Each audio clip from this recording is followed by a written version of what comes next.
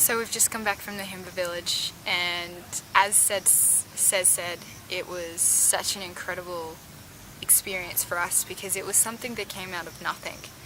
They randomly met somebody in the reception and were talking about the Himba at the same time, and he happened to be Himba, and then took us back into his village, introduced us. We had this incredible time where we connected with them through the use of sharing a meal, and that's something that's pretty special to us, I guess, because being involved with the Māori and that kind of cultural background, sharing food is what it's all about. Having a celebration of kinds where you come and join and eat, that's huge. And anyway, today they dressed us up, they made us look like them, which was incredible. It was so special that they were painting us, painting our faces. They dressed us up in all of their traditional gear, and then they gave us their particular stuff that they would wear out to ceremonies. So they were lending it to us for a time. And it was such an amazing experience to just be dressed, and it was powerful. Wearing what they were wearing, being topless, just walking around like a warrior. It was so special to be able to do that, and then to be filmed by other tourists and taken photos of because they thought that we were actually traditional Himba. It was a pretty crazy day. But what ended it was something that I don't feel so comfortable with, where they had a market stall out to sell some of their gifts to the tourists that were sort of driving past their village, which is a great way for them to make a little bit of money off their culture, which I think is great.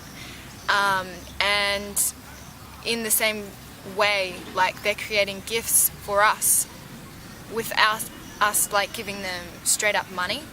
Instead, we're bartering with them. We're giving them money for something they've made. We're not making them feel like they're useless and need our money. We're making them feel like they're actually doing something for us.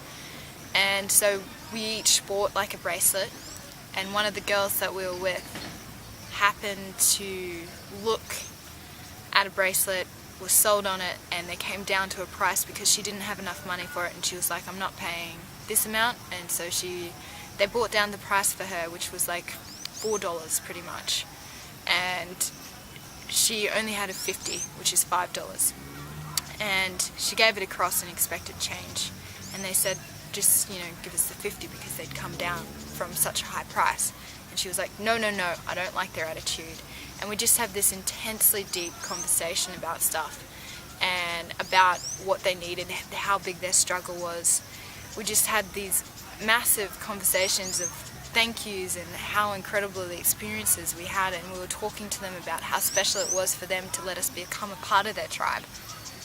And then for her to sort of come back and just be like, no, I'm not paying that extra dollar for a bracelet. It was embarrassing to our skin tone, embarrassing to make us look even worse. $1 for a bracelet, it made me feel pretty upset inside. This struggling village who shared their food with us last night, and we can't even give them $1 extra because their attitude is wrong about the money. So I feel pretty upset about that. But one of the greatest things that the tribe did straight after it was, as we were saying goodbye to them, even after this incident, they came up to us, and each of the ladies who had been a special part of our time, dressing us up, gave us a bracelet from their table for free after she'd refused to give $1 extra. And I think that was one of the best learning points, that these people who have nothing can be so generous in what they have and then give it to someone even after they've sort of been disrespectful to them. So that was a really cool thing, and I hope that I can do that in the future and have as much heart as they do.